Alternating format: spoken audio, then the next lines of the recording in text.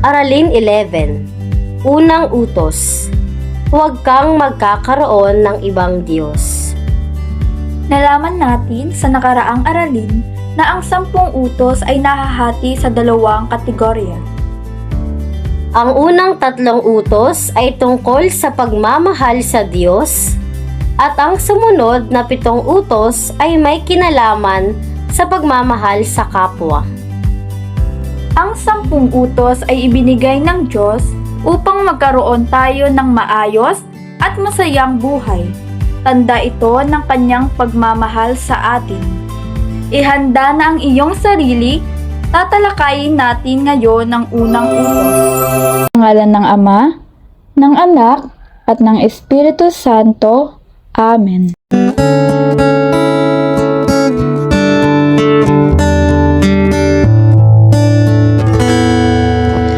All that I am, all that I have, I lay them down before you, oh Lord.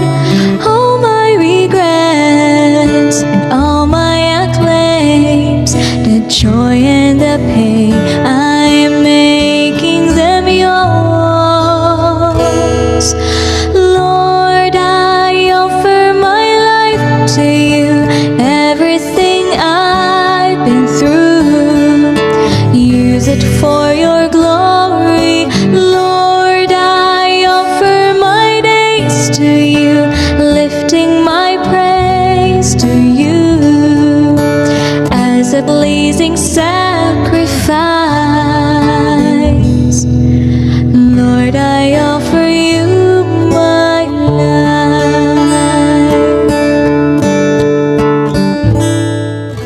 Sa ngalan ng Ama, ng Anak, at ng Espiritu Santo. Amen. Unang utos. Ako ang Panginoon ninyong Diyos. Huwag kayong magkakaroon ng ibang Diyos maliban sa akin. Unahin lagi ang Diyos, siya lamang ang iyong paglilingkuran. Panuto. Suriin ang mga larawan sa ibaba at iranggo ang mga ito batay sa kalagahan para sa iyo. Lagyan ng bilang 1 hanggang 6 ang bawat larawan, kung saan 1 pinakamahalaga, 6 hindi masyadong mahalaga. Pamilya, magulang, mga kapatid, pagdiriwang ng iyong kaarawan, pagkakaroon ng mga bagong damit at sapatos, mga kaibigan o kaklase, pag-aaral, pagdiriwang ng Pasko at Bagong Taon. Kung sakaling mawala ang isa sa mga ito, ano ang iyong mararamdaman? Ang mga bagay na nakalista ay mabuti at nakakatulong sa atin. Ngunit, inihiling ng Diyos na mas pahalagahan natin siya ng higit sa mga ito. Ano ang ibig nitong sabihin? Ibig sabihin ba nito, babaliwalain mo na ang iyong mga kaibigan? Siyempre hindi. Pero kung ang iyong pakikipagkwentuhan sa iyong kaibigan ay nagiging sanhi ng iyong paglayo sa Diyos, dapat mong ituwid o iwasan ito. O di kaya'y ang sobrang paglalaro ng Mobile Legends o iba pang games, o kaya naman ay ang sobrang pagbababad sa Facebook at panonood ng TV na nagiging dahilan upang hindi ka na makapagdasal o makasimba tuwing linggo, makakasama ito sa buhay mo. Ito ay dapat mong ayusin. Kapag pinahahalagahan mo ang Diyos ng higit sa lahat, ano sa inyong palagay ang mangyayari sa buhay mo? Siyempre, ito ay magiging maayos at masaya. Ang buhay mo ay hindi magiging magulo. Salita ng Diyos. Mahalin mo ang Diyos ng higit sa lahat. Ang lahat ng ito'y sinabi ng Diyos. Ako si Yahweh, ang iyong Diyos na naglabas sa iyo sa Ehipto at nagpalaya sa iyo mula sa pagkakaalipin. Huwag kang sasamba sa ibang Diyos maliban sa akin. Sumagot si Jesus. Ito ang pinakamahalagang utos. Pakinggan mo, Israel. Ang Panginoon na ating Diyos, siya lamang ang Panginoon. Ibigin mo ang Panginoon mong Diyos ng buong puso mo, buong kaluluwa mo, buong pag-iisip mo, at buong lakas mo. Pagnilayan natin. Sa tingin mo, bakit kaya may paalala tungkol sa pagmamahal sa Diyos?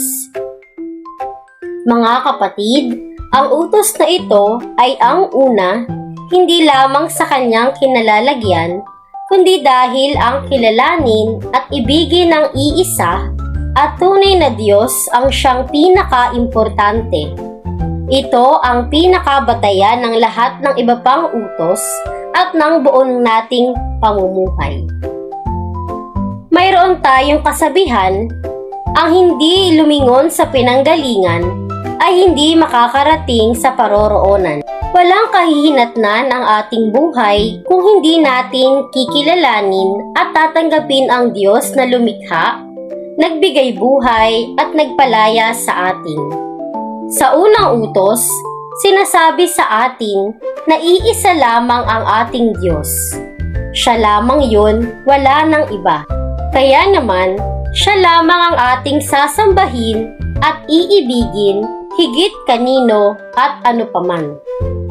Ang ating simbahan ay mayroong mga santo gaya ni na Birheng Maria, San Lorenzo Ruiz, San Pedro Calungsod, at iba pang mga santo. Pero hindi pagsamba ang ibinibigay natin sa kanila, kundi parangal at paggalang. Ang mga banal na imahen sa ating mga simbahan at tahanan ay hindi natin sinasamba. Ito ay paalala sa atin ng kanilang naging buhay sa lupa at ang hamon sa atin na tularan sila.